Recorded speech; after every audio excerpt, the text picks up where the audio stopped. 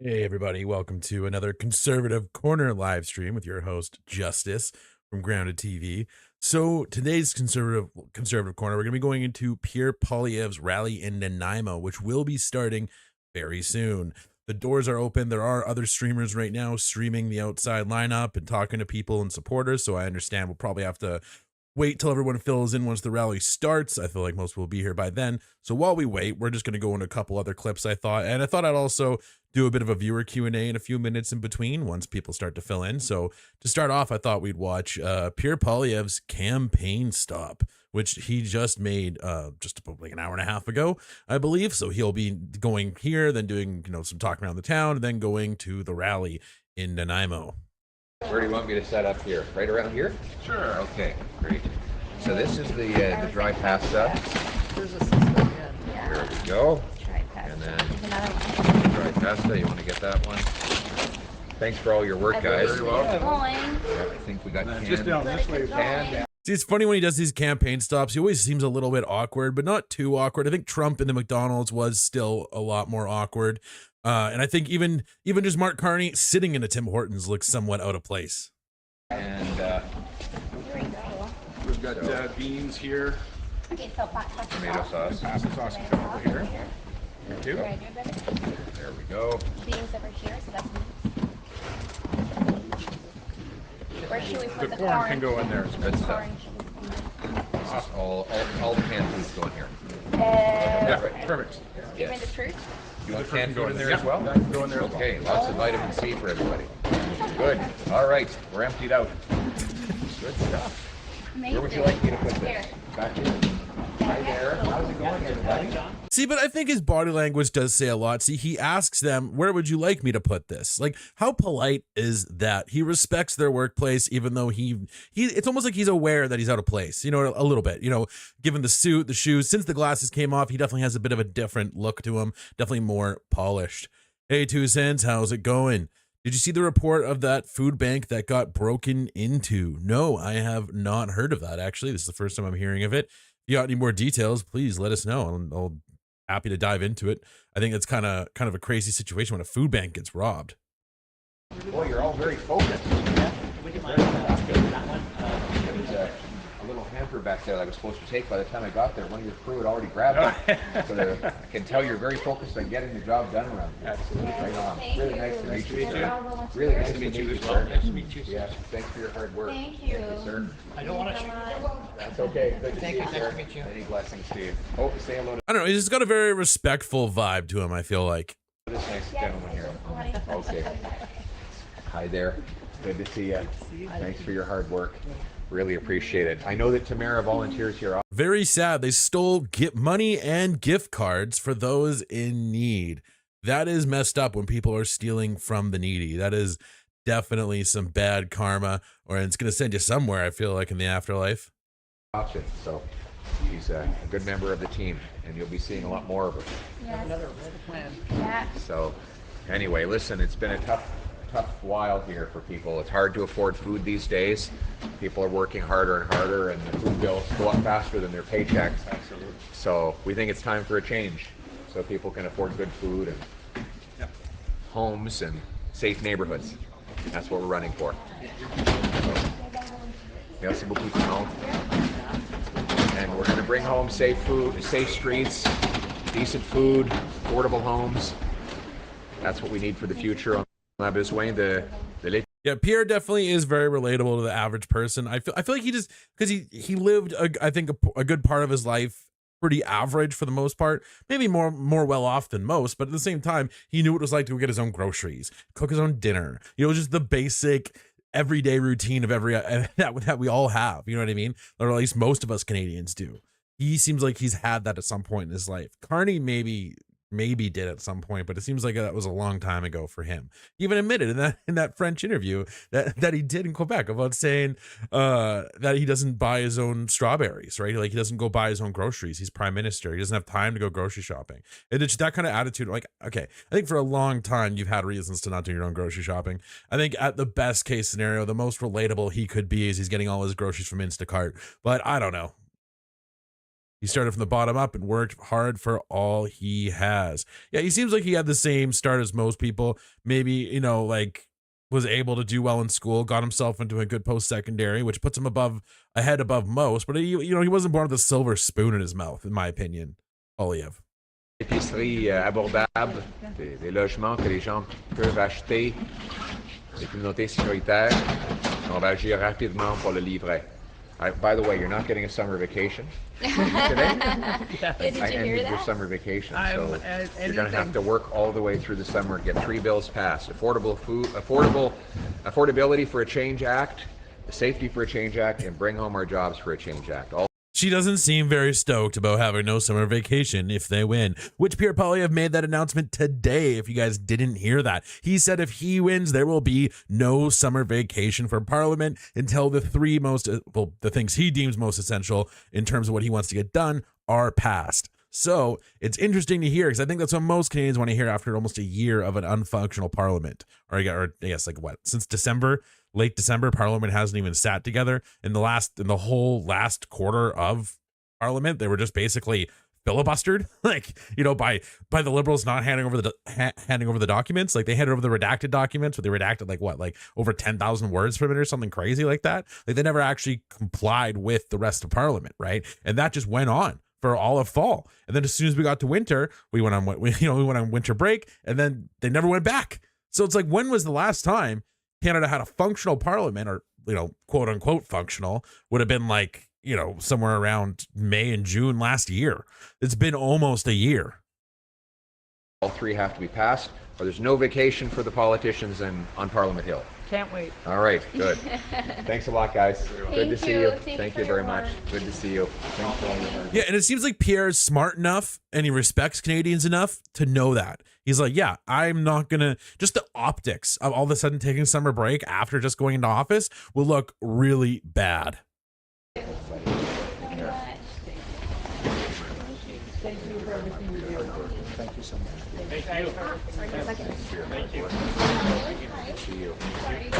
Larissa, she's going to be very impressive one day.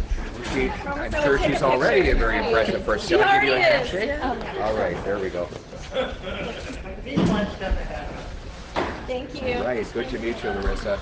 You're a student? But I want to hear what you guys think. What do you guys think? Is he pretty good with the average person? Have you met Pierre Poilievre in person before? I love hearing about that personally, because I think those testimonies have a lot of weight. To hear people's firsthand impressions with meeting these people, to see, are they really the same person they are in front of the camera? Yeah. Okay, good.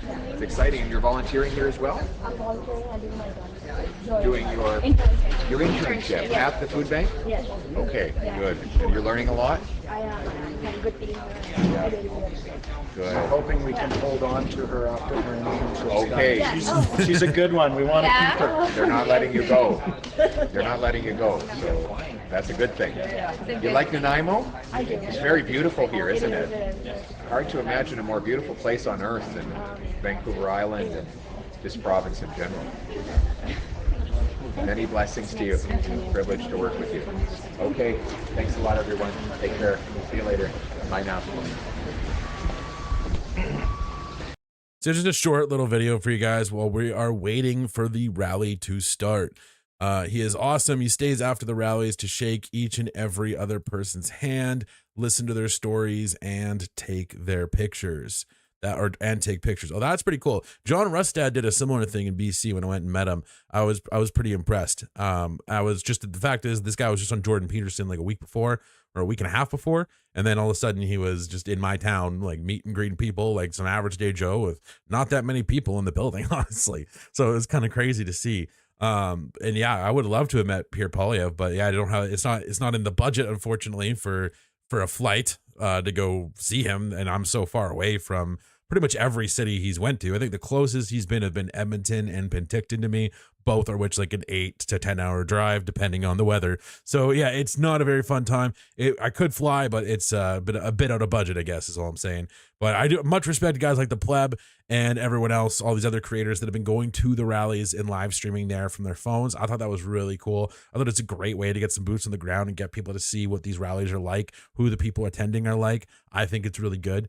I wish I could see more of that, even on the liberal side. Like, why not? Like, I don't care. Like, I'll watch it. Like, to me, I just think it's kind of crazy how unwilling the liberals are to like reason and communicate in most cases. I'm not saying liberal supporters specifically, but the Liberal Party specifically, and the people who are diehard supporters who go to these rallies. Like, you know, even Saul said he will vote for Mark Carney, but he's not going to rallies. There's been like so many rallies Saul could have gone to about Mark Carney. I mean, he doesn't care. Most Carney supporters is not in their in their motif to want to go to one of these things. They're just like, oh yeah, no, I'm going to vote for him. They're like, it's very, very plain Jane support, so to speak, where Poilievre has this way of rallying up his supporters where they're just so enthusiastic and willing, like almost, you know, it's almost like it's a concert, you know what I mean, compared to just going to a wedding. And I think, or a wedding ceremony of all things, you know, where you have to kind of be on your best behavior and calm and quiet. Whereas the Conservative rally just seems like everyone's just letting loose and being themselves and having a good time. And even the MPs themselves, they seem very energetic. Even the people who aren't, you know, people like, well, they had like, what was his name? Peter MacKay they had at one of his rallies recently, and Peter MacKay's dad, who's like in his 80s or something. Like all these people coming out and just speaking in front of the microphone, endorsing Pierre Poilievre, all the union endorsements he's gotten. It's pretty crazy to me, and kind of even more crazy because like the mainstream media seems so silent about a lot of it. Like, and even CBC recently, like David Cochrane, like I used to have a bit of respect for him. Like watching his Trudeau interview, one of the first things me and Saul ever reacted to, I thought he did a great job grilling Trudeau and not playing favorites with the liberals in a sense in that interview. And then just recently, it's like that David Cochrane is nowhere to exist, and he's just some guy who's whining all the time that Rebel News got all the questions. And then now he's complaining about the fact that apparently there was some CTV reporter pushed by one of Poilievre's staffers. I watched the video. It's not that crazy. I'm actually going to play the video for you guys because I think it's pretty wild. They're making such a big deal out of this. But while we're waiting for the rally to start, by the way, guys, the rally has not started yet. So just give me a few minutes and I'm just going to throw in a clip for you guys. I think you'll enjoy. Because this whole thing kind of like got me going. I was like, what are you talking about? Like, just thought it was so over the top. Is this it? Oh, this is totally it. Okay, we got it.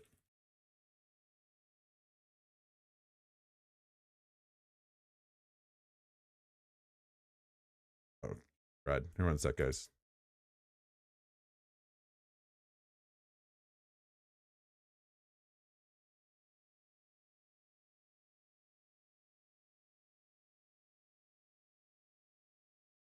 Another incident.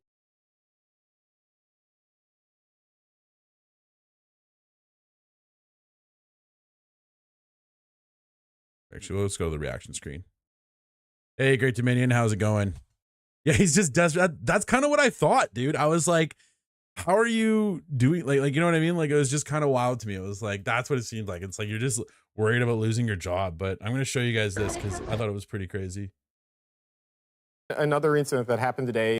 I want to show you another incident that happened today with the media and with the Conservative campaign. We've talked about this throughout this election, the way they've been handling them. And I don't mean like sort of figuratively, I mean literally, like touching them.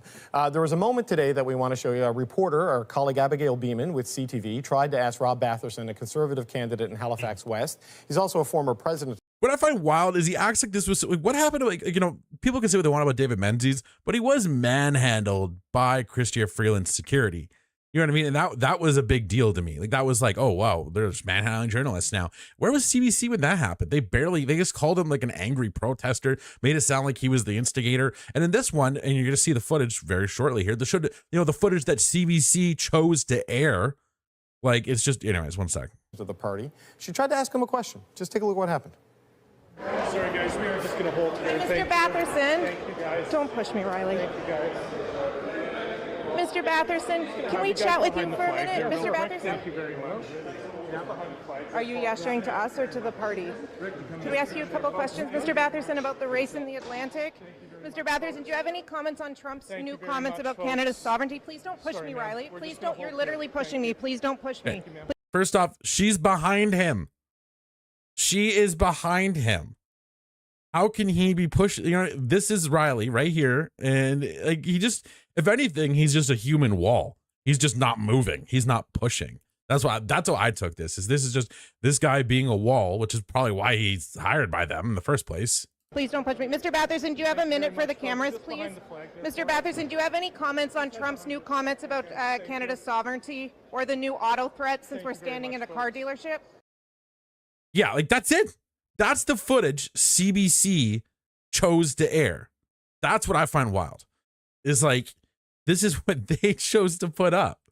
Like, it's so ridiculous. It's like, how is he pushing? Like, anyways, that's the point. I wasn't there. Maybe there's something on a camera shot you can't see. It just seems ridiculous and over dramatic. It's not like he was the way David Cochrane talked about it was like some journalist was thrown on the ground. You know what I mean? Like, it was like they were just pushed and like there's injuries and there's been, you know, possible casualties here. But really, it was literally just like, if anything, security kind of doing what they're supposed to be doing. But anyways, the rally should be starting very soon now, guys. So we'll be going over to that. As soon as that feed opens up, we'll go over there. Should be popping up in the next 10 minutes or so. Should be 7 o'clock there pretty soon.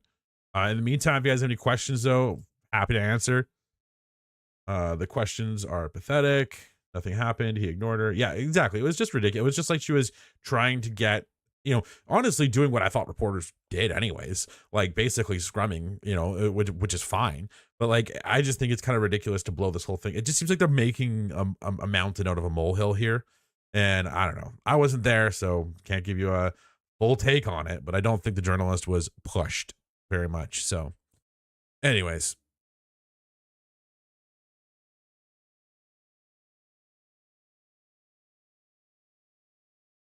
I guess in the meantime, we could throw something else on.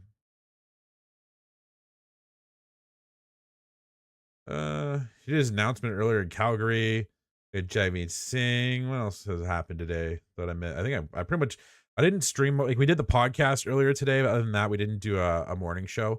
The morning shows will be back, not next week, but the following week, I believe. I might bring it back halfway through the week next week. I'm not 100% sure. Monday, we're not going to be doing a morning show just because we're doing the election live stream special.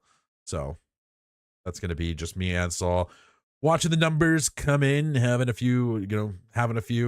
good time, letting loose, making jokes, talking with you guys, hoping to have people call in. We're going to have just an open phone line pretty much the whole night. People can call in with predictions, say who they voted for and why. I'm going to try and get a phone number actually set up through Skype. I think I can get one set up through, but there's other ones too that I've been fiddling with and trying to tweak and stuff. So once I get it all up and running, I think it'd be pretty cool to have that happen, have you guys able to call in and stuff. Show Pierre and getting off the plane for Will's stop at the Calgary airport. Very impressive. Oh, we should watch that actually. Rally feeds opened up, guys. Never mind. We'll go over to the rally feed.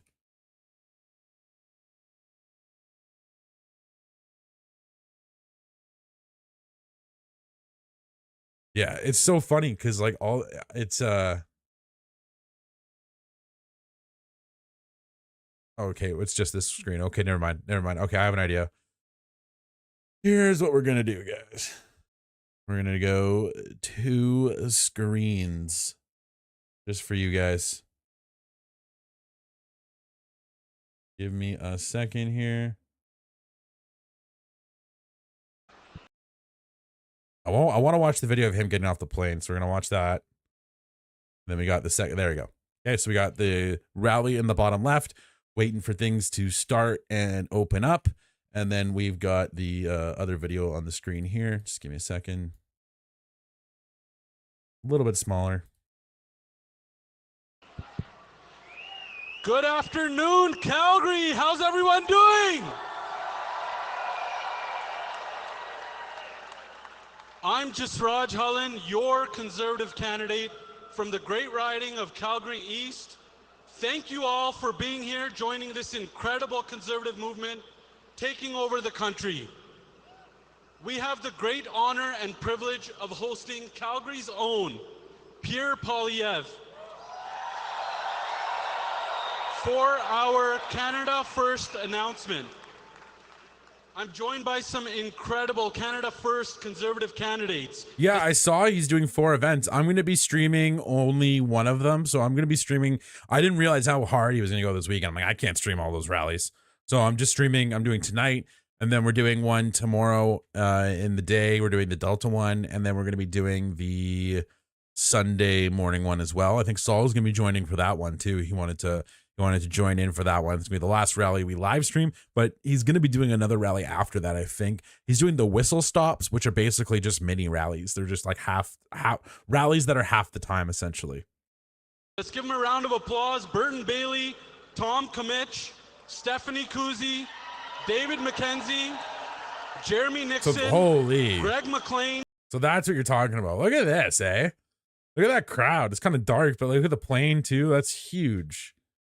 Pierre Poilievre. Yeah, it's pretty crazy, eh? Like that's what I mean, right? It's like we're witnessing history. Even if he doesn't win and we don't get what we want in a sense, like this is still history being made. Like this is pretty crazy stuff. Like this is stuff that you're gonna remember for probably the rest of your life. Just like how grand and how hyped up this election was, right? And how pivotal and how divided everybody was at the same time. Like I don't think we'll have many elections like this in the future. I think we're seeing the turning point and which way are we going to go, right? Canada's at a crossroads. Oakville, Pickering, Peterborough, and Carleton. The latter in his home right. Yeah. Carleton's his home riding, which people are saying he might lose. Apparently, or CBC was, but apparently there was some internal polling done that had him at like 91% favorability or 91% likely to win his own riding. So I highly doubt he's going to lose his own riding. Apparently, Mark Carney was at more risk. Courtney, I think it was Wyatt Claypool was tweeting about it.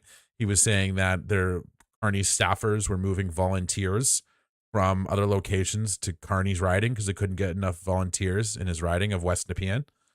I think is what it was. So it's pretty crazy.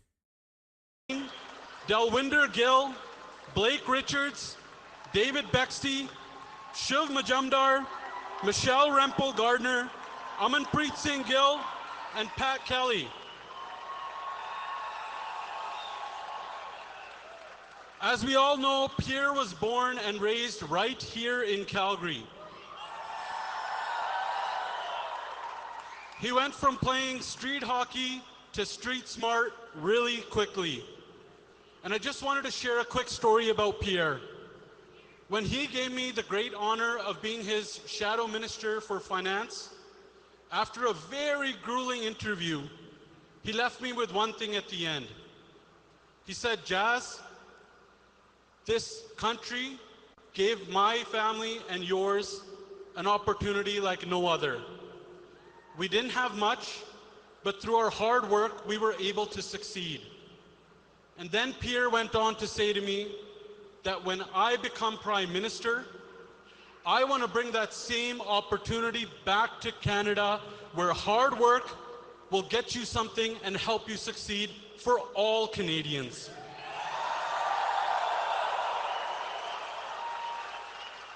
Because after this lost Liberal decade, crime is up, costs are up, our economy is down and under the thumb of the Americans. And I think you'll agree with me that the Liberals do not deserve a fourth term. It is time to put Canada first for a change. Under a new Conservative government that will axe taxes, build homes, unleash our resources, stop the crime, and bring home jobs to stand up to Trump from a position of strength.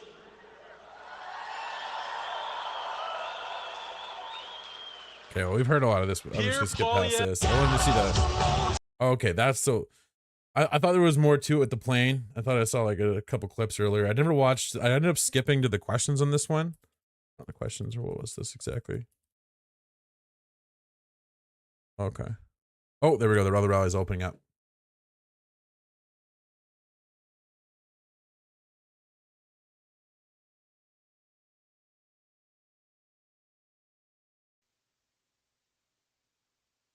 Here we go, guys. It's starting. Did you see the Make Canada Great Again video of all the open ballot boxes in a mall with the doors wide open and no security? No, I did not see that, actually. I'm curious about that. This is a mic check, just a mic test. Test 1 2, check 1 2. Check 1 2. This is just a mic check for broadcast and a white balance. Check 1 2. Test 1 2, mic check 1 2. Got thumbs, thank you.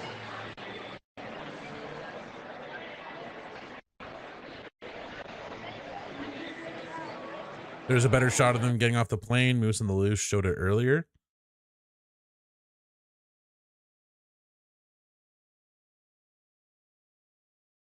Yeah, like I saw pictures and there was some other posts on X. Let's see if I can find it again.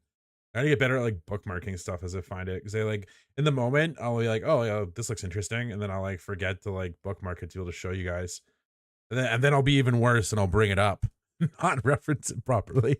So, okay,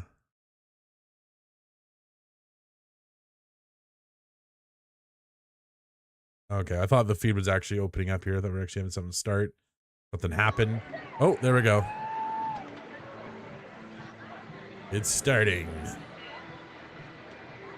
soon.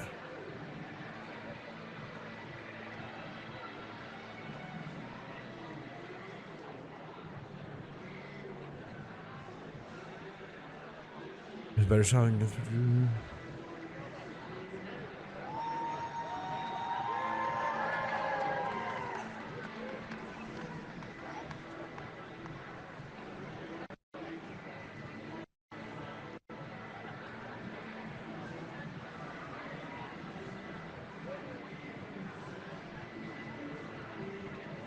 Well, while we're waiting for this to start, I'm just gonna go to the washroom quickly and get myself situated. I'll be right back.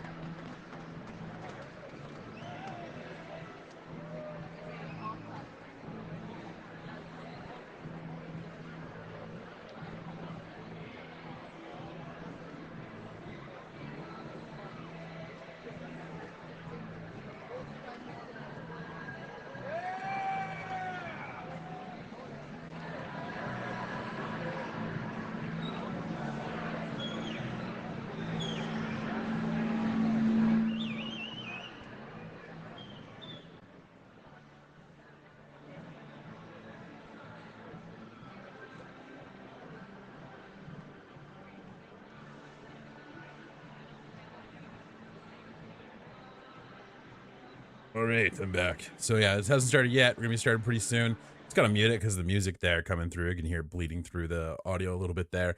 So yeah, I got a couple more announcements with the channel. I posted the unprotected ballots in the Discord under news. Oh.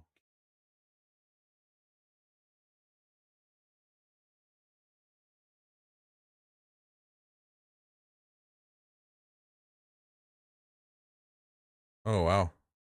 That is pretty crazy.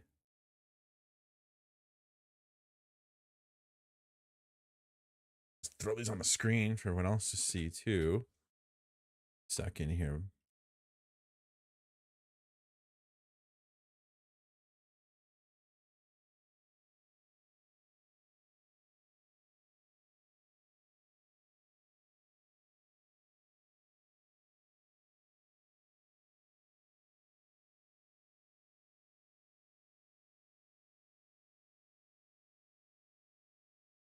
So this is the screenshot 2 cents just shared.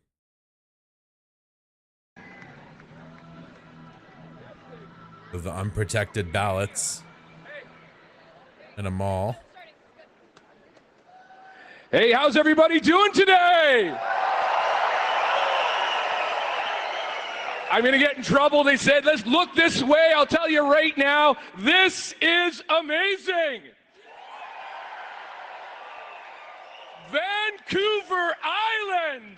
Look at this. Courtney Alberti. Pierre Poilievre will be in the house here shortly. Hey, who's excited to be here today? And I want to tell you right now, Oh, it's choppy. look around, look at all the people here today. Oh no. For you. I don't know, 2 cents just sent me these in the Discord, so I don't know how. Yeah, their feed's crap in the bed a bit, so we're gonna mute him for a second. This is the other picture 2 cents shared in the Discord. Yeah, it's hard to quite make out exactly how full those boxes are and stuff, but yeah, definitely where was the photo taken, who took the photo. This would all be really good and helpful information as well. Okay, so their feed just Things here before we get going. Still a lot of so people that can't oh geez, that spot if crap. so bad. Hey, couple housekeeping. People ask how first with volunteering. Coming up to the most important day. I have to mute him. I can't handle how choppy that is. We're just waiting for them to figure their feet out. If not, I guess Pierre Poilievre's feed will probably be better anyways once he actually starts. Make Canada Great Again did the video. Can't remember the top of my head. Out east somewhere. I can rewatch it. Post the info on Discord, or even just link the video. I'd be down to look on it separately. Oh, their feed crapped the bed. I'd be down to look at it because I'm going to be doing a bit of a different format for the. Yeah, those boxes are wide open, meaning they haven't been used yet. Yeah, that's kind of my first instinct too. Is right. I don't want to just be like, you know, 2 cents has been a long time watcher, so I'm not gonna crap all over 2 cents here. That was my first thought of like, I don't want to make you doubt it here, but at the same time, like, yeah, like you gotta. My first thing is, okay, who took the photo? Where was it taken? That's where my mind goes right away. If those questions can't be answered, I'm gonna question it, especially since it's easy to be like, yeah, like to do something like it, like let's say for a sec they were all unused, wide open ballot boxes. It'd be very easy to fearmonger and just be like, oh, look at all these uncounted ballots. Like I feel like there's a really big incentive right now from our foreign adversaries to make us question the integrity of our system. I believe we still got it. You know what I mean? Like I think the only reason why they've been able to do what they want for so long is because we haven't all been participating and all haven't been as involved and as aware as we should have been. That's the way I look at it. And if we all get aware, we all get educated, we all get involved, we can turn this ship around pretty quick. I think the government is a reflection of its people in a sense. Okay, their feed's still crap in the bed. That was the last pick. I threw up on the screen second 2 cents. I threw up the last pick there. Unless there's another one. Oh, there's another one. Yeah, no, those are the inserts though. Those aren't like the envelopes where the ballots go into, right? The ballots will just be in the box floating. From what I understand. What is the same thing with, like, I don't know, to me, it's like, it's kind of like the whole pencils thing. Like, tell people to bring their own, like, yeah, sure, you can bring your own pen if you want, like, whatever, sure, do it if you want to. But when I went, there was a Sharpie, a pen, and a pencil there. And I was like, oh, okay. So they're like really, you know, they want people to feel like, you know, don't worry about this because it's like it's this like I don't know. I've had family work for elections. The way the election system is in Canada, I think it'd be pretty hard to rig just because it involves so many of its citizens that just work regular jobs that are just basically tapped in whenever an election comes around. Like I'm not sure exactly how the state system works, but there's really there's like if you go to vote in Canada, like yeah, everybody there, like nobody is a government representative or employee. Nobody. It's all just people who are hired by Elections Canada. So I guess technically maybe they're government employees that way, but you know, they all have regular jobs, you know? Yeah, don't get me wrong. I don't think anything should be sitting there unprotected in that sense, but whether or not these are all filled ballot boxes wide open, why would they do that? Like it just looks bad. Like if you're gonna actually sabotage things, I don't think this is how you go about it, I guess. Unless I think we're that stupid. I don't know.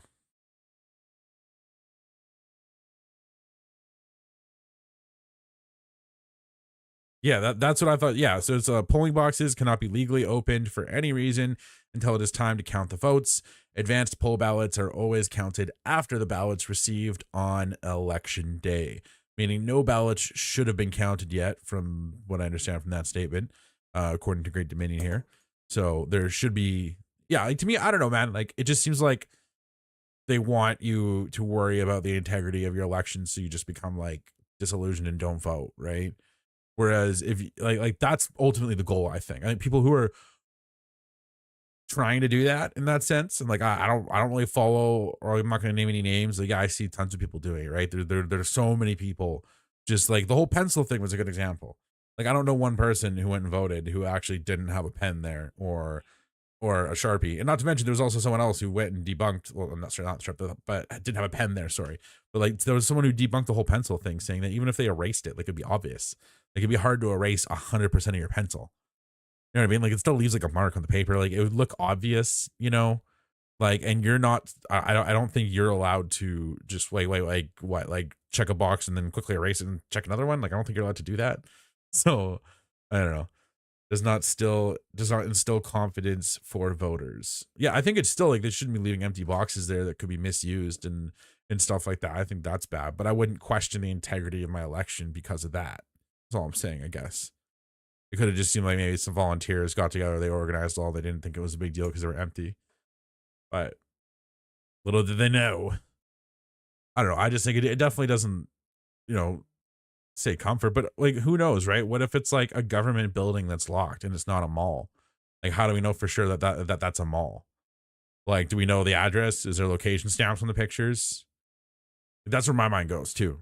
Like, and I don't like, believe me, like I just don't think that there's much of a reason to do that stuff. But anyways, okay, let's CPAC is really struggling here. So do Pierre Poilievre got his feet open yet? No, he does not. All right. No pens where I voted. I forgot to take one. Really? Okay, well that's good. You're the first person I heard, but that is good to know. So it is happening then, you know, according to 2 cents here. So I would definitely, you know, but I think a lot of people bring pens anyways. Like I advance voted, and that was my experience. There was a Sharpie and a pen and a pencil there. Yeah, those boxes are probably used on Monday. If someone has a problem with it, they should take it up with the local returning officer.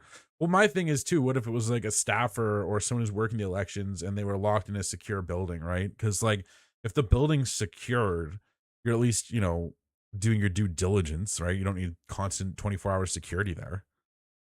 I don't know. That's just my 2 cents on it. 2 cents. No pun intended. But yeah, I'd be interested to see where that was from. The rally should be starting soon as soon as they get their crop together here, guys. It's like what, 7:12? Oh, here we go.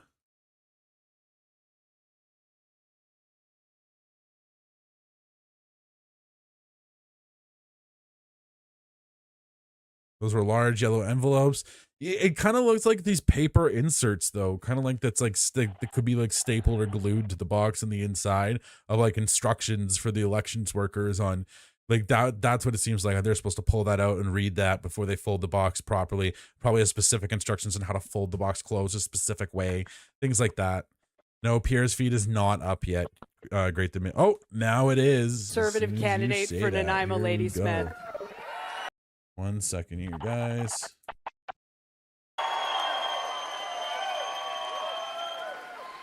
And we're going to kick this evening off with the singing of O Canada. There we go. Now, what I'm going to ask you to do is stand if you're able, take out your phones, turn on your flashlights, and I've got some very special friends who are going to come up here with me and make this one of the most meaningful singings of O Canada that we've ever heard. Hi, guys.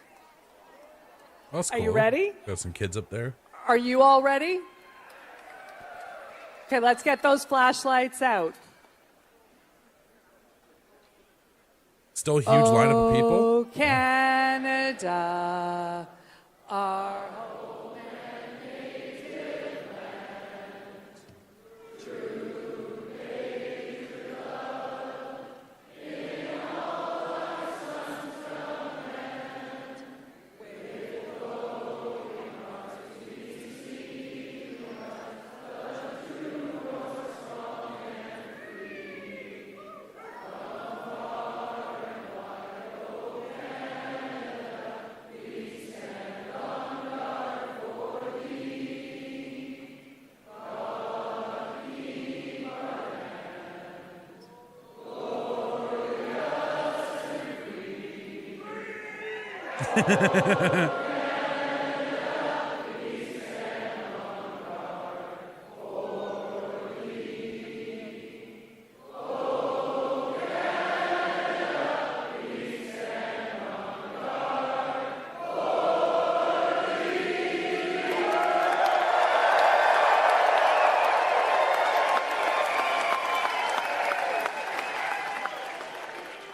Do they sing at carny rallies? Not as I don't know. Actually, I honestly have not watched more than like 2 where I did not see O Canada already singing. I think he played Down with Webster, I heard.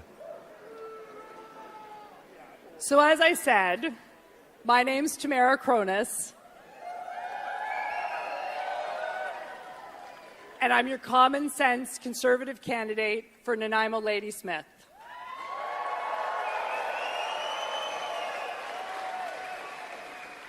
Now I have a question for you. After the lost NDP Liberal decade, where cost and crime are up, and where our economy is down and under the American's thumb, does anyone here really believe that the Liberals deserve a 4th term?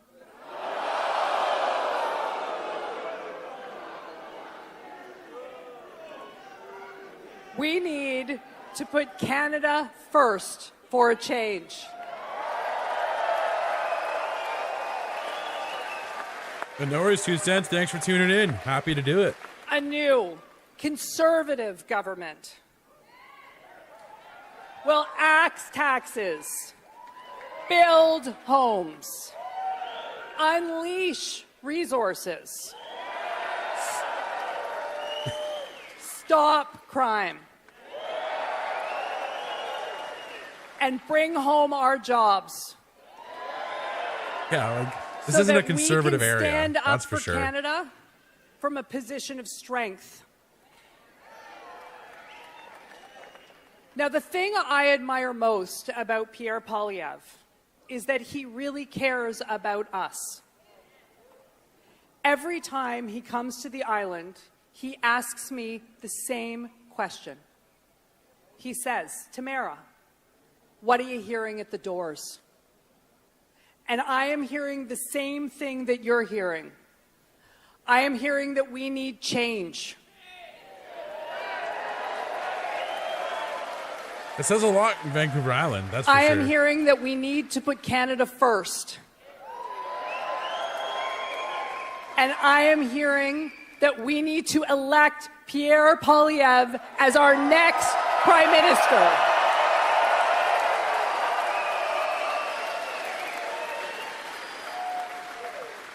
Now, here to tell you a little bit more about Pierre, the only man who can bring the change that we need to Canada. It is my pleasure to introduce you to Nanaimo Poilievre. Oh, she's opening for him tonight. She didn't the other night. I don't know if she did last Anna is an night. incredible entrepreneur who runs an online magazine called Pretty and Smart Co. She is a dedicated advocate against human trafficking.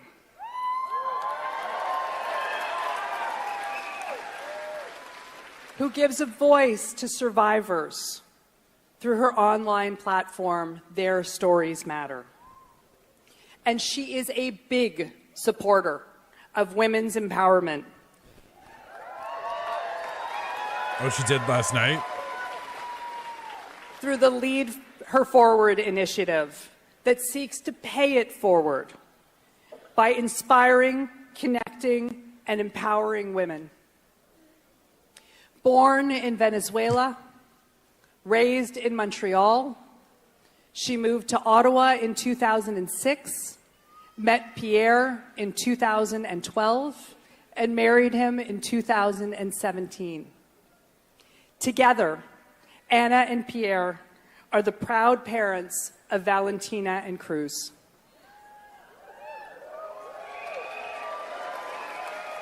Now, on top of everything else, Anna has been an incredible builder of our conservative movement.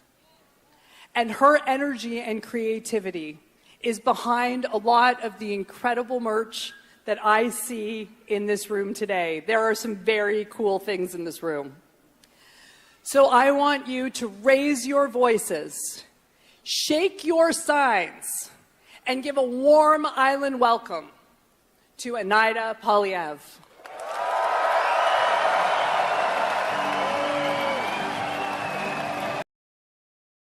Yeah, we just gotta mute the music, guys. Sorry, I can't have the music play. Yeah, just all the cheering and music you're missing. But yeah, so she opened for him last. This is only the one where Stephen Harper. Oh, it's the ones where other people open for him, essentially. So when there's no one opening for him, she's opening for him, is what it sounds like. She could change her speech up. Well, the whole idea is I don't think there's that many people watching every rally, right? Like I think the pleb is probably one of the only people, besides maybe some reporters, that are literally going to every single rally of his, right? That's it. So I really don't think there's many other people doing that. So I understand this kind of the cookie cutter speeches for rallies. I get it.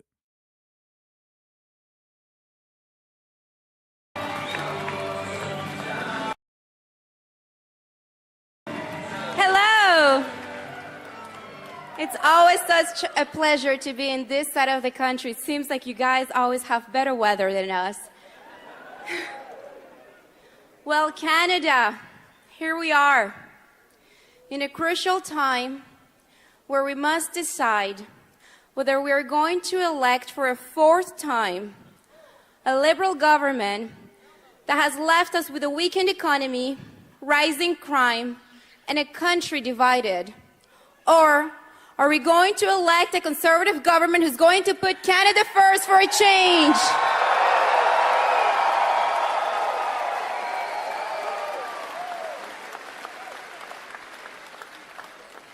This journey began for my husband and our family about 3 years ago when Pierre decided to run for the Conservative Party of Canada leadership.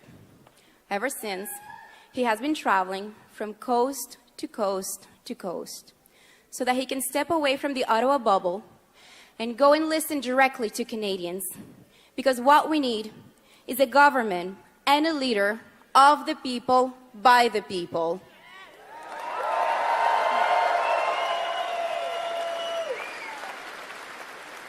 Leadership is not born in the boardroom of the elites. Leadership is not born from fancy degrees or titles.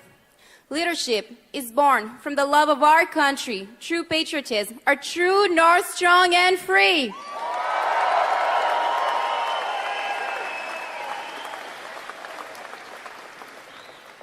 But my husband has been doing this way more than 3 years. He's been fighting most of his adult life for our families, our youth, our seniors right here home in Canada. He's been proudly representing us. So, when Mr. Carney says that my husband doesn't know how the world works, I'll tell you what. He knows how Canada works and how to make it work for all of us. You tell him, Anita. And I, of course, love Anna, and support all of my husband's policies. I truly believe they're going to help all Canadians. But in order to understand the why we're doing this, you have to know who the family is behind it all. My husband was born from a teenage mother, and he was given out for adoption to 2 school teachers from Saskatchewan. They worked really hard, they lived paycheck to paycheck, and Pierre had to fight for everything in his life. Nothing was handed to him. And I was born in Caracas, Venezuela. And my family migrated here to Canada when I was 8 years old in 1995. My father, he traded his business suits, he used to be a bank manager, to come here to Canada and pick up fruits and vegetables, wear second-hand clothes, because that's all he could do to feed our family. Eventually, he had 3 minimum wage jobs all in one day. He would wake up at 5 a.m., deliver newspapers, then he will go and work at a factory where he was making socks from 7 a.m. until 3 p.m., come home, take a shower, grab a bite, and then go and clean offices in the evening. All that to feed our family. He showed me that there is no greater dignity than to provide for your own family. All work is dignifying.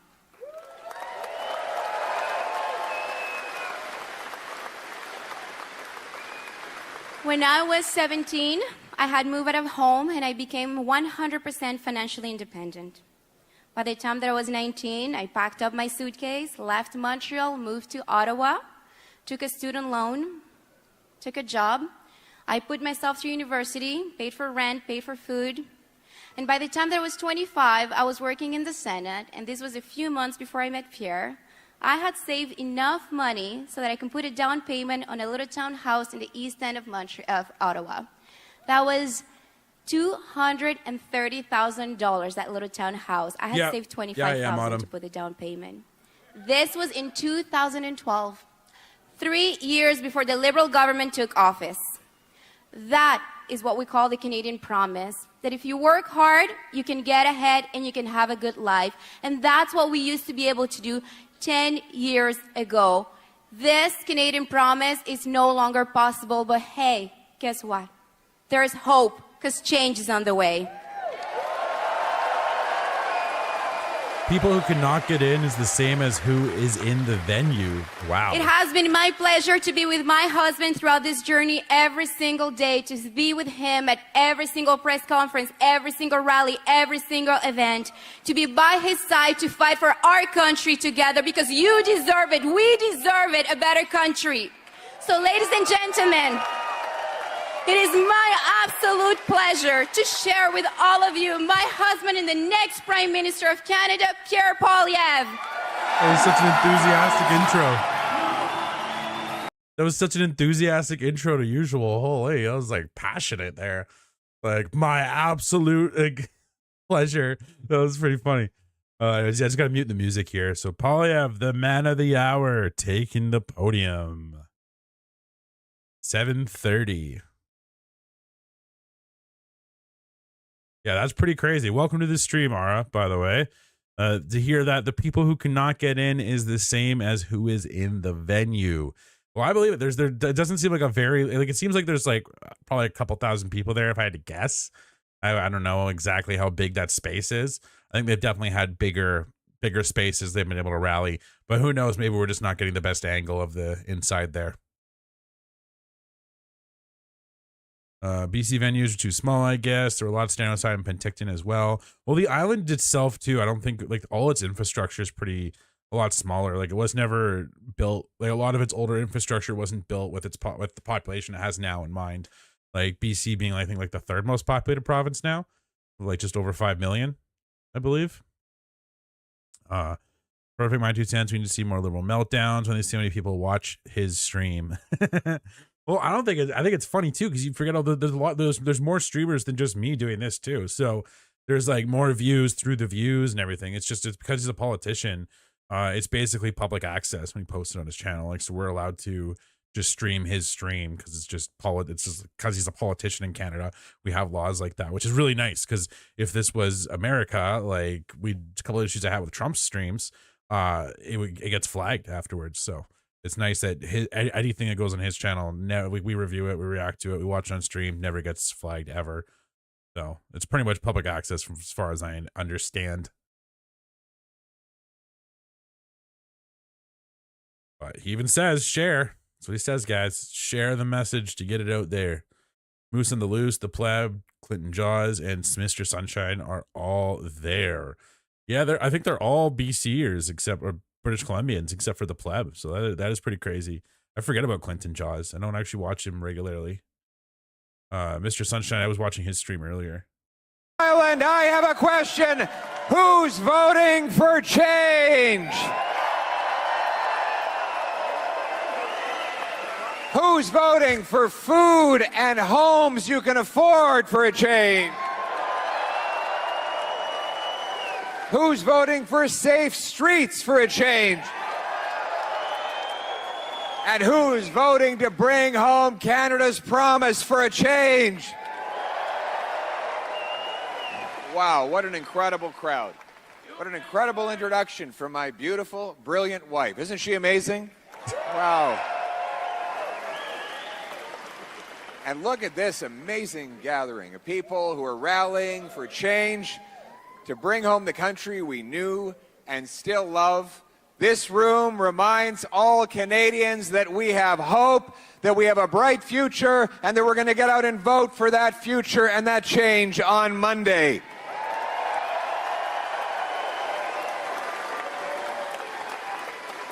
A very good introduction from your local candidate and future Member of Parliament, Tamara Cronus. Give it up for her. She has not stopped working since the last election.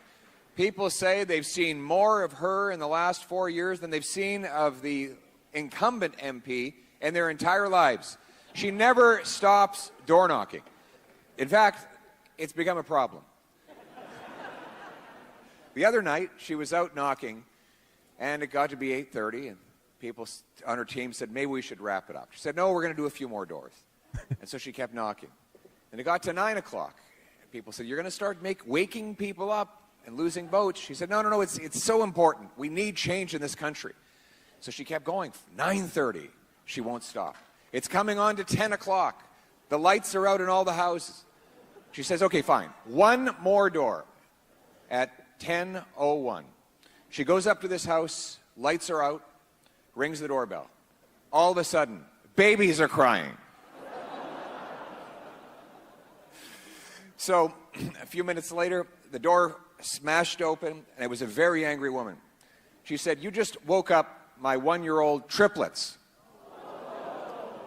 And my husband, who is a Russian weightlifter, is just getting dressed to come down and have a word with you. She said, that won't be necessary. Just tell him that the local NDP candidate came by to say hello. Quick thinking. He's well told done. that before. I feel like he's told that joke before. We want change.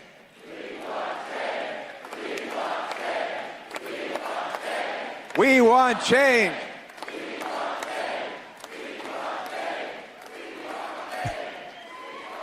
Change so you can afford food and homes. Change so you're safe on your streets. Change so we bring home jobs to this country so we can stand up for ourselves with strength. Change to make Canada a country where anyone who works hard can achieve a great life, live in a beautiful home on a safe street. That is my mission in politics, and that is what we are voting for when we vote for change on Monday.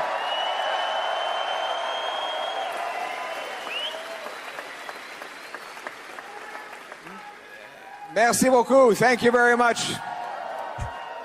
Nous votons pour le changement, pour que vous puissiez vous offrir de nourriture et de logements abordables dans les communautés sécuritaires.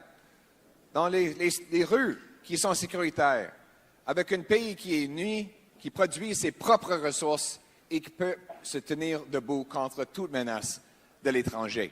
My friends, it takes a team to have change. And that's what we have here in Vancouver Island. We have the great Conservative candidates, Chris McNichol, Jeff Kibble, Aaron Gunn, Kathy Onstead, and Angus Ross. Give them a round of applause for our local Conservative candidates for a change. Now, it's a stark choice that we face in this forthcoming election. It's not just about, I've been saying for a long time, that Mark Carney is running for Justin Trudeau's 4th term. We know what that means. Look at the last 10 years of Liberal government. Housing costs have doubled. Food prices have increased 37% faster in Canada under the Liberals than in the United States of America during the exact same time. Crime is pouring into our streets, up 50%. Gun crime up 116%. 50,000 Canadians have been lost to drug overdoses. Every day, I meet young people who are giving up on hope. They believe they'll never be able to leave their parents' basement. I meet people in their middle ages who are worried they're going to be evicted because the rent has skyrocketed. Seniors choosing between eating and heating. One man said tragically to me in a warehouse near Toronto a couple of months back that he feels like a failure. He works 3 jobs and never sees his kids. They ask him, "Dad, why are you never around? And why can't we ever move into a house out of this small apartment?" You know something? That man is not a failure. He is a hero. I want for his... Oh, their audio cut. Well, that sucks. to bring home a living and a life. He's not a failure. He is a hero to his family. The failure is the government that caused this out-of-control inflation through rampant money printing, overtaxation, growing bureaucracy, blocking everyone from creating, building, and doing things. It is the government that has failed the people. And after the lost Liberal decade of rising crime and costs, we cannot afford a fourth Liberal term. We need a change, my friends. Yeah. Bring it home.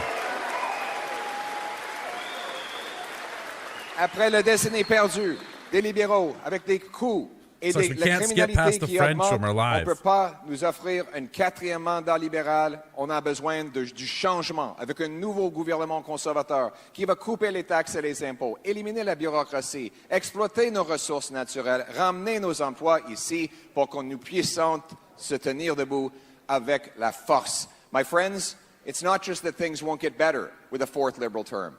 It's that they will get so much worse. Mark Carney has announced in his platform that not only will he keep all of Justin Trudeau's outrageous overspending, he will add $130 billion more. When you add Trudeau's planned spending for the next 4 years with the $130 billion of additional Carney spending, it adds up to $250 billion of new inflationary debt that will drive up your cost of living for food and gas while threatening our economy. Mr. Carney will print money to pay for it, which will cause rampant inflation. Good for people like him. His money is protected from taxes over in overseas tax havens. His company, which he's still invested in, benefits when rents go up. They're the landlord. They make money off of inflation while you pay it. Inflation is the worst tax. It takes from the working class and the seniors and gives to the wealthy billionaire class. A transfer of wealth from the have-nots to the have-yachts.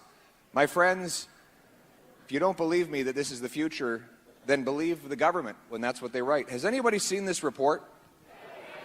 Future lives, social mobility in question. I think this is actually the real Liberal platform for the next 15 years. here's what they describe. First of all, there's a section. Imagine whenever you see a section in a report that is entitled 2040 More Snakes Than Ladders, you know you're dealing with a real whopper here. It says, in 2040, upward mobility is almost unheard of in Canada. Hardly anyone believes they can build a better life for themselves or their children through their own efforts. However, many worry about sliding down the social order. Now, that's fancy bureaucratese for saying, doesn't matter how hard you work, you're not getting ahead and you'll probably fall behind. They go on to say, in 2040, owning a home is not a realistic goal for many. Most new homeowners get help from family members. Then, in 2040, people see inheritance as the only reliable way to get ahead. People rarely mix with others of different socioeconomic classes. What that means is there's a tiny group of wealthy elite that keep to themselves and protect what they have, and everyone else is completely shut out. Then they go to say that increasingly Canada will look like an aristocracy, where there's a special group that sits on top of all the wealth and everyone else works and scrounges to pay the bills. It gets so bad, they continue, that at some point they say that people will no longer be able to go to grocery stores. They will have to hunt, fish, and forage on public lands just to pay their bills.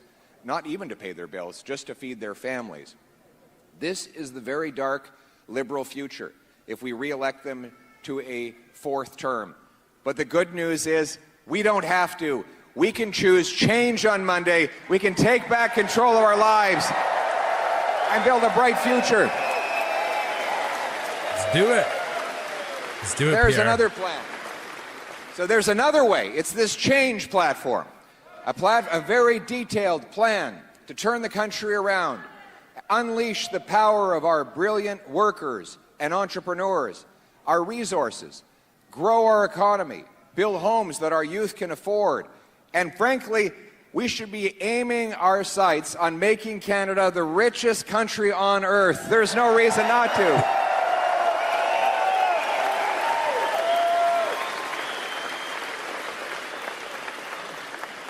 And you know, I do have some bad news for our candidates, though. I have to give it to you. I might as well tell you now, in front of all your families. Your summer vacation is canceled, right? Because after you get elected, I've committed to 100 days of urgent change. Yeah, this is pretty crazy. If you haven't heard this today, guys, pay attention. We will be passing 3 large omnibus bills, the Affordability for a Change Act, the Safe Streets for a Change Act, the Bring Our Jobs Home for a Change Act, and there will be no summer vacation until all 3 of these laws are passed and our country is en route to change. Look at the standing ovation he's getting for that statement. Pas de vacances estivales avant que le Parlement adopte des lois pour faire changement, pour rendre la vie abordable et sécuritaire dans nos rues. We're not having vacations because what is more important than politicians spending time at the cottage is your ability to pay your bills. Let me tell you about what's going to be in these bills, these laws. The Affordability for a Change Act. We'll cut $55 billion of consultants, foreign aid, bureaucratic excess, and we will use those savings to bring down the deficit by 70%. Deb Gray. Thank you. Yeah, I think he is too. I agree with you, Ara. Deb Gray, do you agree with that plan? What do you think? All right, we have Deb Gray on side, everybody. A great Canadian hero, Deb Gray. Randy White is in the crowd as well, another former member of Parliament. Thank you, Randy. This law will go further. When we cut back on this $55 billion, I want the money to go into your pockets. I want you to gain purchasing power. Right now, you're spending more on taxes than on food, clothing, and shelter combined. It's the single largest family expense after the lost Liberal decade. That is why we are announcing that a Conservative government will cut income tax by 15% so that hard work pays off for a change.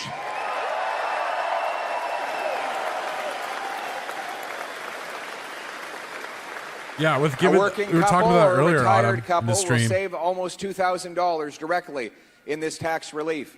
Furthermore, we will reward the hard work of seniors who make the decision to go into the workforce. If they want to continue to share their wisdom and insight, they shouldn't be punished with clawbacks and taxes. We will let working seniors earn $34,000 fully tax-free so that their contributions pay off for a change.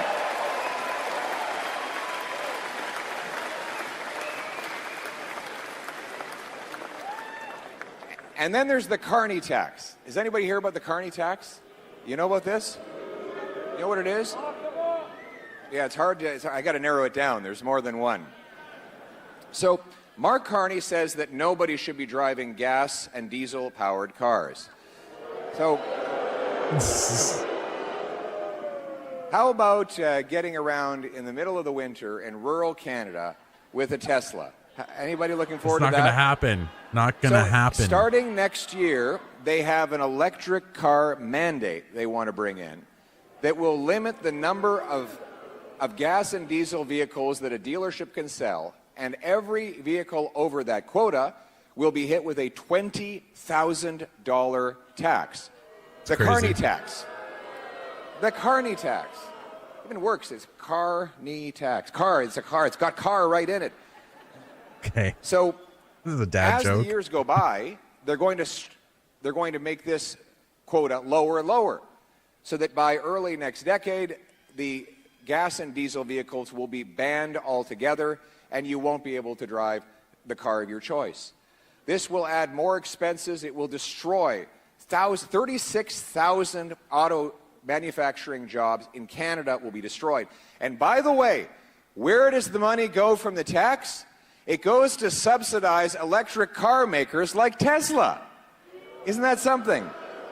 So Carney wants to kill jobs in our auto sector to subsidize foreign automakers for vehicles that don't work in our climate and with our long driving distances.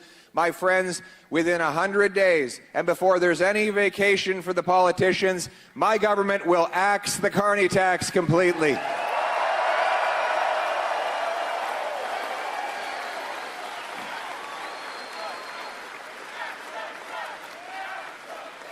Axe the tax.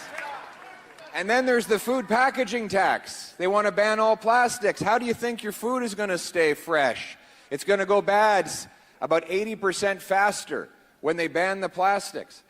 All while killing jobs in our businesses, we have businesses that produce plastic. We have a petrochemical business in Western Canada. They want to kill jobs, make our food go bad more quickly, all to support their radical environmental agenda, which, by the way, does absolutely nothing for the environment, given that most of the plastics in question are actually recycled and repurposed. I will get rid of the food packaging tax to save you money on your food. But the Affordability for a Change Act requires we do something about housing. Housing prices have raged out of control during this lost Liberal decade. Are they pricey around here? Yeah. What does it cost to rent a place? Attempted foreign interference. Too much, obviously. Come on, you can give me some examples. $3,000, what do you get for that? Couple bedrooms? Unbelievable. And what does it cost to buy the average house? It's insane on the island for housing. You're in the millions. Okay, so you're all millionaires? No? You know, you used to be. Well, you know, 10 years ago, if somebody said they had $1 million house, we were talking about a castle on a hill. Not anymore. That's the average house in the GTA. It's below average in the GTA and the greater Vancouver area. In fact, do you know that a house in the lower mainland of BC, an average home, costs more than a castle in Sweden? You literally buy a castle for the cost of the average home. Now, this is because we have too much bureaucracy and taxes. Fully 1/3 of the cost of every newly built home is just taxes. And then there's the bureaucracy that delays, and then you have to have the consultants, that bill $2,000, $3,000 a day to fill out the paperwork. Then there's lobbyists and lawyers. In fact, they did a study, and in Vancouver, if you take the cost of building a home and compare it to the cost of buying a home, there's a gap of $1.3 million. That's the government share. Twice as much money goes to government bureaucrats than goes to the carpenters, electricians, and plumbers who actually build the homes.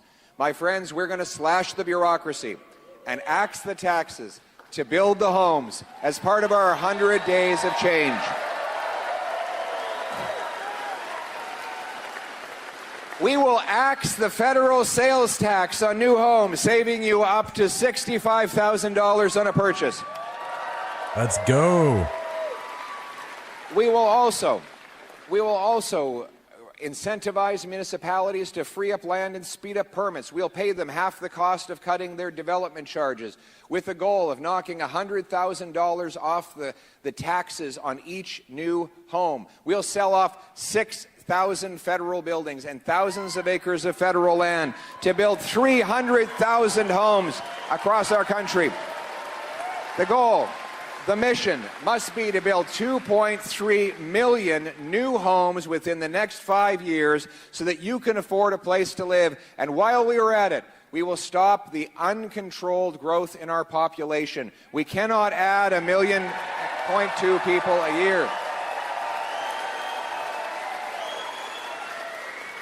To make housing affordable, we will cap population growth to ensure we always add homes, jobs, and healthcare services faster than we add to our population. We must reverse the radical, uncontrolled, liberal immigration policy that Mark Carney has pledged to continue. We're not interested in a century initiative to turn Canada into 100 million people. We're interested in a country that takes care of the people that we have.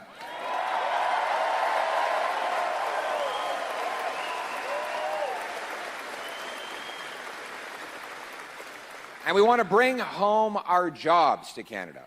Make this a country where we take care of ourselves, stand on our own 2 feet, produce our own resources, including our prodigious oil and gas. We should be the richest country in the world.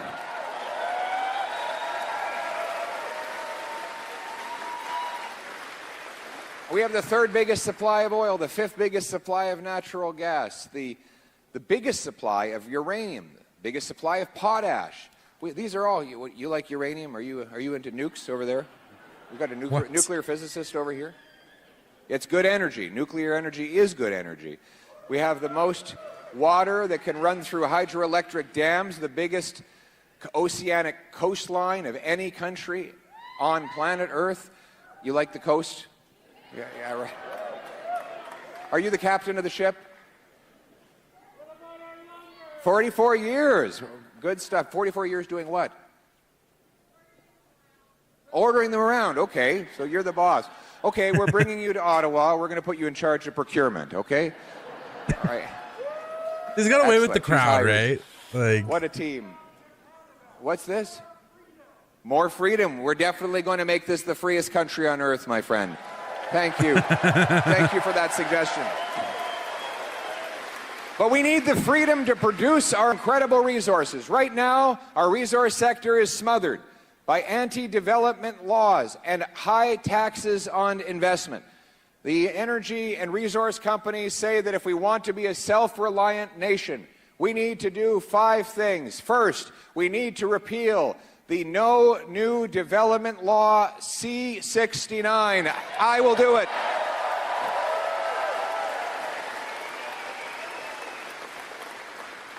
Mark Carney says he will keep C-69. We need to repeal the tanker ban so we can ship our resources overseas. I will do it.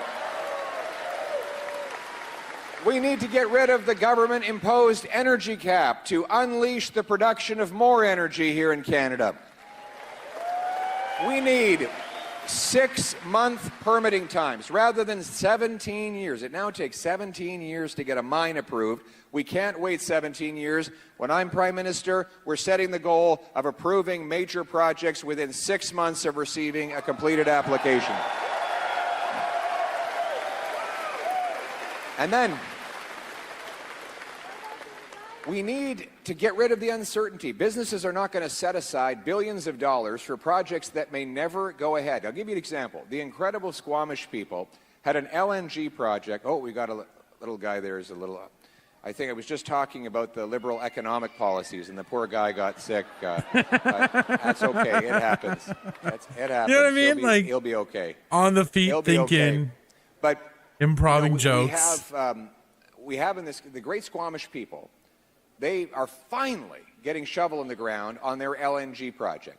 Do you know how long it took them to get a permit? 14 years. 14 years.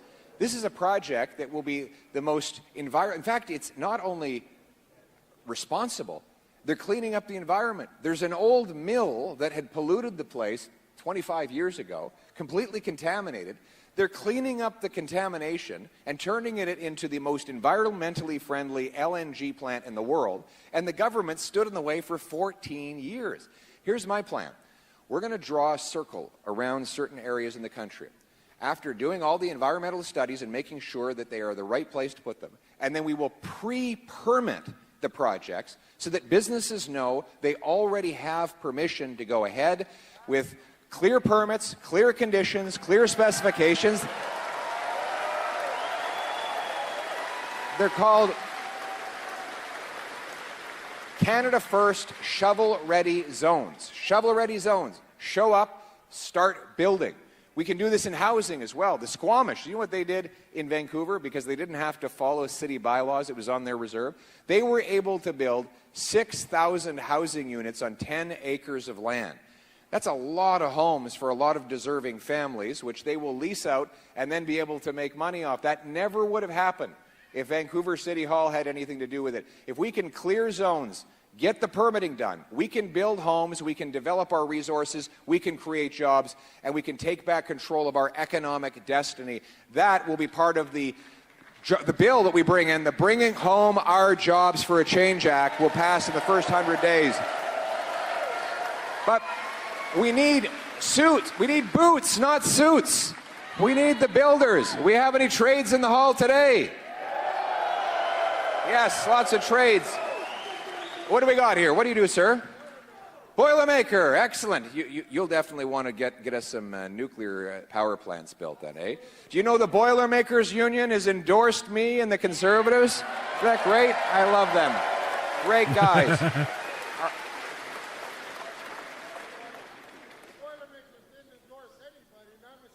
No, the National Boilermakers Union did endorse me. Look it up. I'll get you the letter. Good folks, good folks. They gave us great support. Thank you for your hard work, my friend. What else do we got? What other trades? What do we got? What's your trade? You're an electrician. That's shocking. What else? See. What are you? Another electrician. Carpenter. More carpenters. Yes, you're a carpenter? Young guy. How old are you? Holy smokes, you look young. You're working hard. That's fantastic. What do we got over here? Combat engineer. That's a great trade. You know, it is too bad. The governments have looked their noses down on the trades, but the best jobs are going to be in the trades.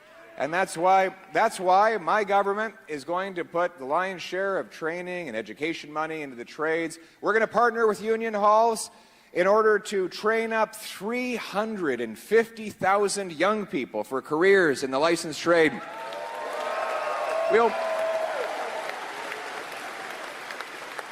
We will bring in tax fairness for our trades workers. Right now, a CEO can write off an unlimited amount for his private jet, but a trades worker is capped at $4,000. If you're traveling from northern BC to the Timmins coal mine or off to the offshore in Newfoundland, and you're doing that 15, 20 times in a year, you're going to go way over that $4,000 limit, and then you're going to pay out of pocket in order to earn a living without being able to claim those expenses that you needed to incur. The principle of our tax system is that you can write off the cost it took to earn the income. We will pass the Tax Fairness for Traveling Trades Workers Act so you can write off the full cost of food, transportation, and accommodation. Yeah, that one's pretty big. From one job site to another.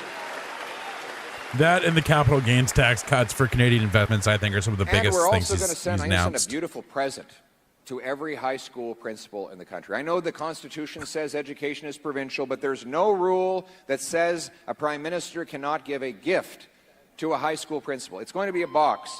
Oh, you a high school principal over there? This is going to be a box about the size of this stage. And in that box will be a module for every licensed trade.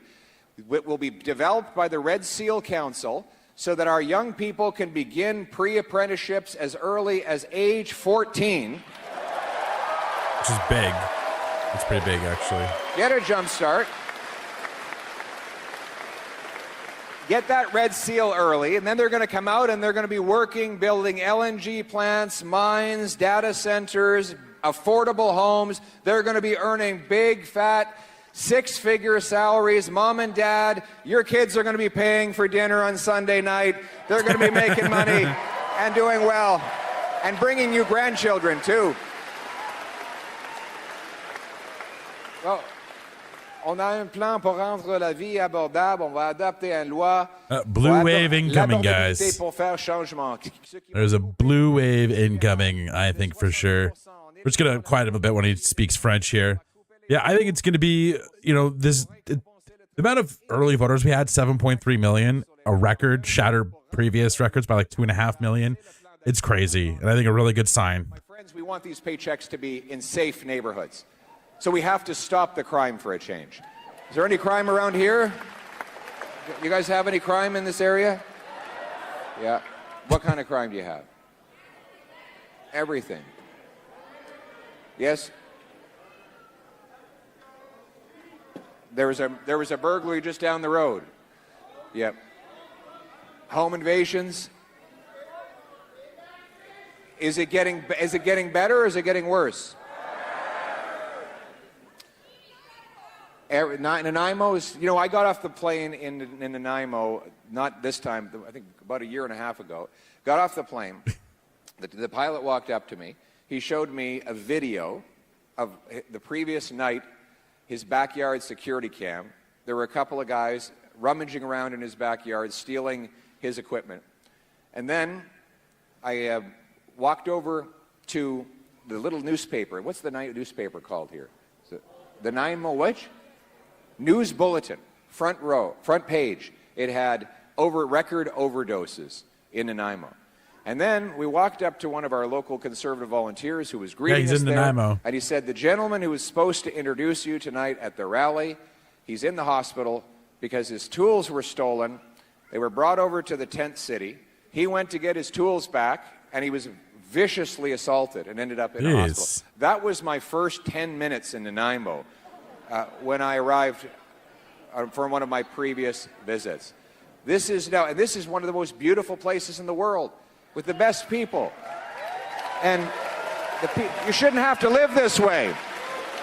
You should not have to live this way. He's in Delta tomorrow morning. It was not like this before the catch and release criminal justice system was brought in by the Liberals. C-75, which requires judges release the offender, the accused, at, quote, the earliest occasion, under, quote, the least onerous conditions.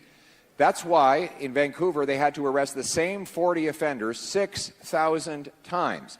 Each one of these guys was arrested 150 times a year, all year long. They really had to be working at it full time.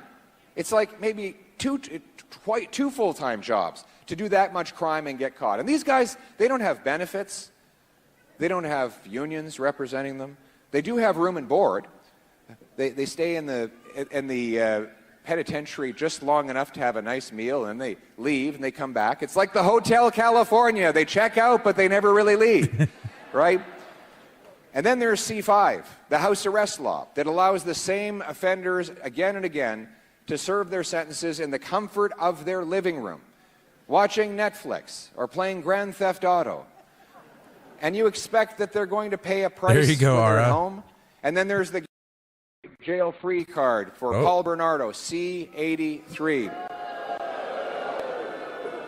My friends, before the politicians leave for summer vacation, our 100 days of change, we'll pass the Safe Streets for a Change Act. Here's what it will be. We will repeal catch and release bail. We will repeal house arrest. We will repeal the Paul Bernardo law. We will pass 3 strikes you're out. An offender convicted of 3 serious offenses will not be eligible for parole, bail, probation, or house arrest. It will be a minimum mandatory 10 years behind bars, after which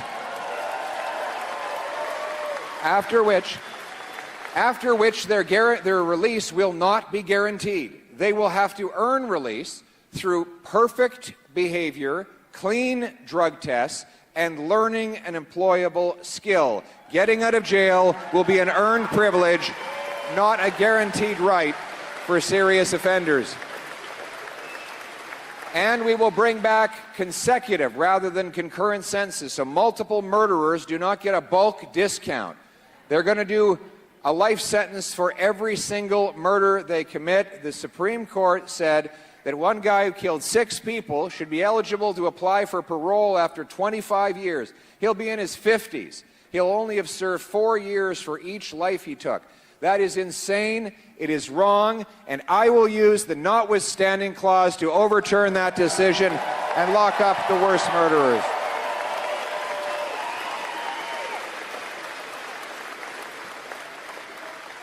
And then we will secure our borders. Our porous liberal borders, 99% of shipping containers come in without any inspection at all. That's where the drugs, guns, and stolen cars move. Then we have the CBSA is not even allowed to patrol between official ports of entry, so people and drones can come in easily. Our plan will bring in high-powered scanners that can look into every shipping container at our major ports to see what's inside and stop the contraband. We'll have 2,000 more CBSA officers, boots on the ground. We will bring in watchtowers that have surveillance capability all along the frontier, and we will pay for it by canceling the wasteful multi-billion-dollar gun grab that targets our hunters and sport shooters. Yeah. That Carney doubled down on. Carney plans on keeping it in place, dude. It's crazy. The gun grab. The gun grab. That's right. We're going to respect. Do we have any hunters in the room?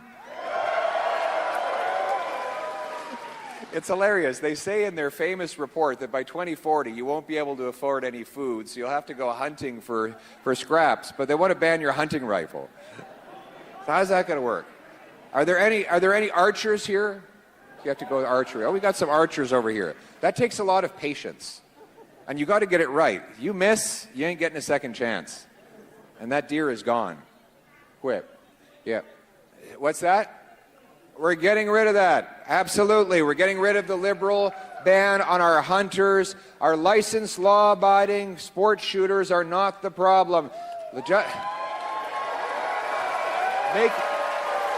Make no mistake, though. The Liberals will ban every single civilian firearm. Every hunting rifle will be banned if they get back in, and the NDP will be happy to help them. My friends, the choice on crime is very simple. Either after the lost Liberal decade of raging crime, chaos, drugs, and disorder, we cannot afford a 4th Liberal term. We need a change to lock up the criminals, respect the hunters, and bring home safe streets for all of us.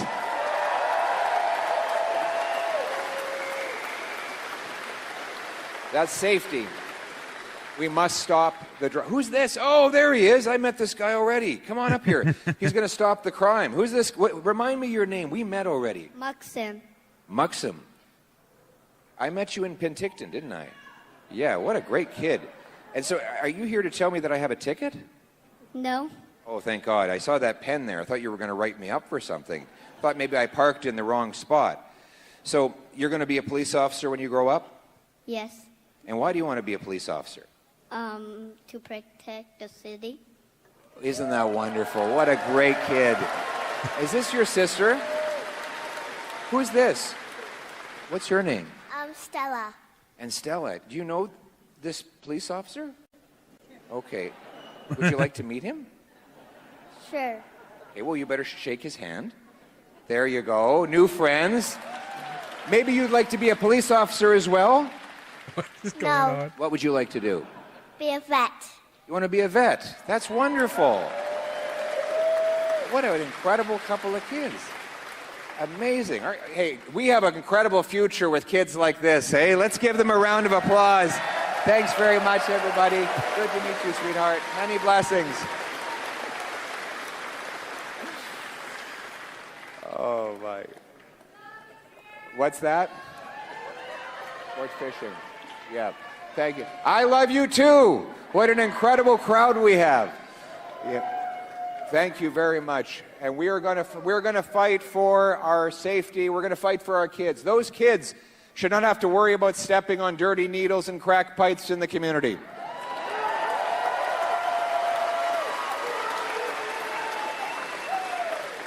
In the Lower Mainland, there are families that have to go to the soccer pitch an hour before the game. The parents have to line up in a row, walk the whole distance to make sure there's no drug paraphernalia to infect their kids. Meanwhile, we've lost 50,000 of our loved ones to drug overdoses, mostly fentanyl. A policy of radical drug liberalization has caused this problem to spread nowhere worse than in BC, where this so-called safe supply experiment has been most enthusiastically embraced, and where the federal Liberals and provincial NDP agreed to a decriminalization experiment that caused massive death. Everywhere I go, I meet families who've lost loved ones, promising young people who took a hit of something they didn't know about after they'd had too much to drink, or maybe they got an injury and got hooked on an opioid. My friends, we can turn this around, and we have a plan to do it. We're going to ban the drugs. We'll stop giving out tax-funded opioids. We're going to secure our borders.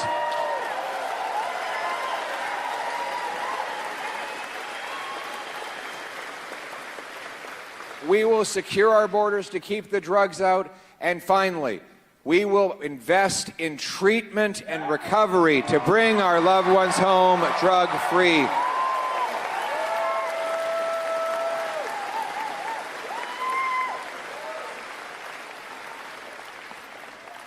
It will involve physical exercise, counseling, group therapy, yoga, job placement, transitional housing, getting people back on their feet and back into good lives. We will fund only those organizations that have a track record of getting people off drugs.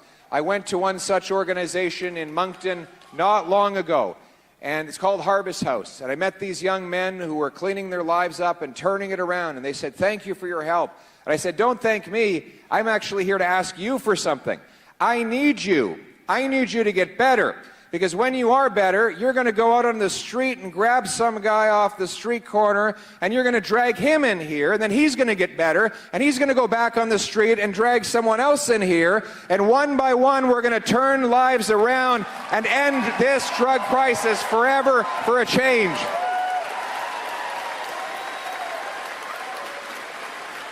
It's going to be a hopeful future. Yeah, I think he knows he's got it in the bag. A brighter future where redemption is always possible. Anyone who wants to turn their life around will have an ally and a friend in a future Poilievre government. We need to protect this country and all of its people and uphold the great traditions of our past. But most of all, we need to be a secure and strong nation. So a conservative government will rebuild our long neglected military and support our troops. Every time I hear it, I just need to nod my head in approval. It sounds better every time. 4 big, powerful Canadian-made Arctic icebreakers will be pushing through the ice and clearing the waters to ensure that the Russians and Chinese no longer do incursions.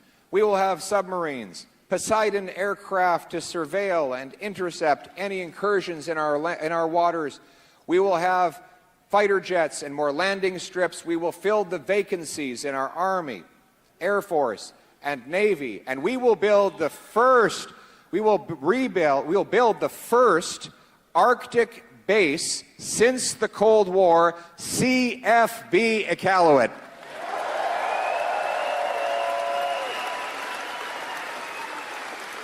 We will honor our veterans who serve this country. Well, we have some veterans over here. Give it up for our veterans, everybody. Thank you. Thank you for your service. Thank you. Hey, you don't see Carney doing this. Afghanistan, at least I could tell. Another veteran, thank you very much for your service, my friend. Thank you. Another veteran, thank you for your service. Thank you for your service to our country. We're going to build a big, beautiful monument to all of the soldiers who fought in Afghanistan. And can you believe, all these years later, still no monument for the brilliant young men and women who went and fought in the most dangerous place in the world. We will ensure, we'll bring in a Helmets to Hard Hats program and expand it so that our veterans, young veterans, can take their incredible trades. We had a combat engineer and use those trades in the civilian economy, earning powerful paychecks. We will give a default treatment. So if someone is injured, we will assume that they got the injury from their service, and we will provide them with compensation and support so they don't have to fight their own government. Yeah, it seems pretty fair for military service specifically. We will stop apologizing for our history. No more cancel culture. Stop apologizing for our history. I love it. Tell me more, Pierre. For a change. Our passport will once again have its pages filled with our heroes, Terry Fox, the famous Five, the soldiers at Vimy Ridge, and countless others. We will also reinstate freedom of speech by canceling the liberal censorship laws. For a change.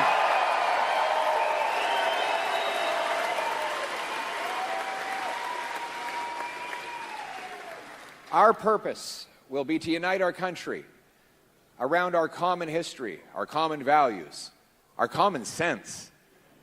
We're going to see ourselves as Canadians first. We welcome people from all around the world. We welcome different cultures and traditions. But we also believe that when you come to Canada, you put this country first. You're part of a new national family. And everyone is welcome in that family. We will unite all Canadians for the purpose of the Canadian Promise. The Canadian Promise which allowed me, the adopted son of school teachers, to stand on this stage, that allowed my wife to arrive here as a refugee from Venezuela, 6 people in a basement apartment, and now a family that is wonderfully successful, that allowed generations of hardworking families to pass on a better life from one to the next. A country that is not made up of tax collectors and toll masters, bureaucrats and busybodies, gatekeepers and grandees, rulers and rule makers. No, we are a nation of artists and adventurers, of entrepreneurs and explorers, a nation of workers and warriors, of pioneers and patriots. We are a nation that stands up for itself, builds homes for its kids, protects its borders, honors its past, defends its vulnerable, believes in itself, honors those who came before us, and passes down the great treasures that we inherited to those who will come after us. We do all of this by raising our flag and saying that anyone from anywhere can do anything, that hard work gets you a beautiful life and an affordable home on a safe street under our proud flag. Canada first, Canada always. Let's bring it home. Let's bring it home, Pierre. Let's do it. There you have it, ladies and gentlemen. That was the Pierre Poilievre rally in Nanaimo.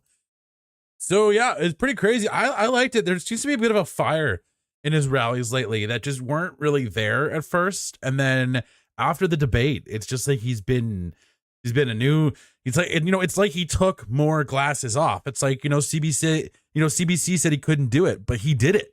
It's like he took more glasses off and is just coming out strong, looking like a real Iron Man. I think he's got this in the bag. I think the amount of voter turnout we had was just crazy. I think it shows people want change. And I think it's hard for people to gauge where Quebec's at and where the Conservative support is really at. And those are two major factors in Carney's success, given the fact that the Bloc is surging in popularity right now in Quebec, apparently. And we also have the Conservatives also basically just behind the Liberals on almost every single poll. I think the most generous one had the Liberals at 43 and the Conservatives at a 39. So the gap has closed on the polls, which is bad news for the Liberals because the Tory vote is almost always underestimated by quite a bit. I Conservative majority, I am really, really hoping for. But as long as we have a situation where where the Liberals and the NDP can't work together to work against the Conservatives, I think we'll be okay. The Bloc seems to, I think, have struck a deal with the Conservatives before they tried to vote out Trudeau, and when the Bloc voted yes, which is one of the videos you might have seen we did a while ago. We live streamed that event. It was December 16th. It was a pretty big live stream for us that day. I think everyone was pretty stoked that day, and it was pretty crazy just to see that flip, right? And the Bloc vote yes against, actually voting Trudeau out, right? And what we were all hoping for so long. And it was just so weird the way everything happened. I guess it was kind of like a big flat disappointment for everybody, how he was able to resign, prorogue, drag out the whole situation, and just, now we're where we are right now. And then everyone, I felt like, got so demoralized because they're like, oh crap, we could lose this. And now I feel like everyone's got their morale back up. And yeah, we will be streaming election night. Saul will be joining potentially for a good chunk of it as well. He's the Liberal co-host at GroundedTV. Well, kind of like I do majority of the streaming. I'm Conservative. I plan on voting. I already voted for Pierre. So that's, he already has my vote in the advanced polling. And yeah, I think it's going to be a pretty fun night. We're going to have have a good time, just talk. We're going to be taking viewer calls. I'm going to try and get a phone number set up so people can call in. And we want to hear from people, right? Kind of like what, you ever watch C-SPAN? Kind of what C-SPAN did for the Americans on voting night. We want to do something similar. So we want to have like a phone line going. People can call in, like you guys specifically. We just talk about stuff, shoot the shit, whatever. Saul's, I think, has got one of his friends coming on, or is going to call in. I'm not sure if he's coming on or calling in. Not sure. But yeah, we're going to be having a fun time. We're probably going to be doing like quite a while. Like we'll probably go as late as we can handle. It'll be probably like a bit of a streamathon for us. Like we don't really do more than like 2-3 hours. Usually our longest we'll ever do. Lately it's been like 2 hours, just because I find we're trying to kind of trim it down a little bit. But yeah, no, we'll definitely be going for quite a while. Probably starting around like 5 or 6, I think, PM Pacific time, maybe a bit earlier, but we'll see, depending on just how everything's panning out. And yeah, we'll see what happens there. And then, yeah, coming this week as well, it's going to be a bit of an odd one because we're doing the election stream on Monday. There will be no morning show on Monday, but the morning show will be back on Tuesday. And I will be doing I've got a bit of a different plan, but good news for you Conservatives is we're going to be having Conservative Corner brought to you Monday to Thursday in the mornings. So Saul will not be attending the live streams in the mornings. He might be calling in once in a while. But for you Conservatives, that's great news. That means we got more Conservative Corner coming your way, where we're going to be just focusing on that. And yeah, getting a little bit more down dirty and partisan, having fun with it. But also I'm going to be doing more of a different format. I'm not going to give any spoilers or say too much about it yet because I got more in the works. Like I said, we're always trying to shape the content here at GroundedTV and, make it as high quality as we can with what we got and the resources we have and the budget we have. So we're doing everything we can, try and produce the best content possible. And this is where I think is a direction I'm going to be taking things, just to kind of chase that further and further, just kind of like, I don't know, get more structure. I find sometimes we're really all over the place with the live stream. So we're basically going to be applying a lot more structure. I'm going to try and, get, like I said, I'm going to have that phone number up for election night at the latest, hopefully.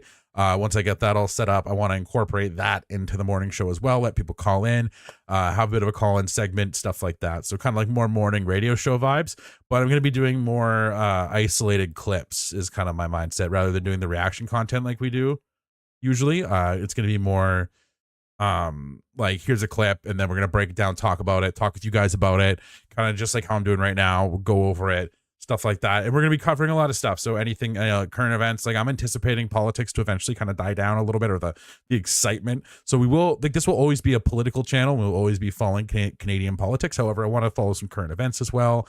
and other things that are kind of on mine and Saul's radar. So we will be kind of checking out all that stuff. So yeah, it'll be a pretty good time. And if you guys haven't seen it, we just dropped the episode 4 of the Grounded TV podcast earlier this week. We're dropping episode 5 on Monday, where we're going to be where we talk about religion and its effect on politics in Canada, which I thought was pretty cool. So I had fun with it. We had 2 cents. A couple of other members were watching the live stream today. We have a members only live stream on Fridays. Saul will be sticking to that though. So the members only live streams will always be me and Saul doing the podcast. And then the other ones will be Conservative Corner, which I'm not 100% sure on the structure and everything yet, but I will keep you guys in the loop on it. But anyways, without further ado, thanks guys for tuning in, and please like, share, subscribe, and yeah, let your friends know. Tell your friends looking for a decent, somewhat grounded Canadian political commentary channel. Recommend Grounded TV, because we try and keep it real here. We try not to lie to you. We try not to mislead you. We try not to over dramatize or just get lost in all the noise that is out there today in Canadian politics. But anyways, guys, thanks a lot and have a great night. And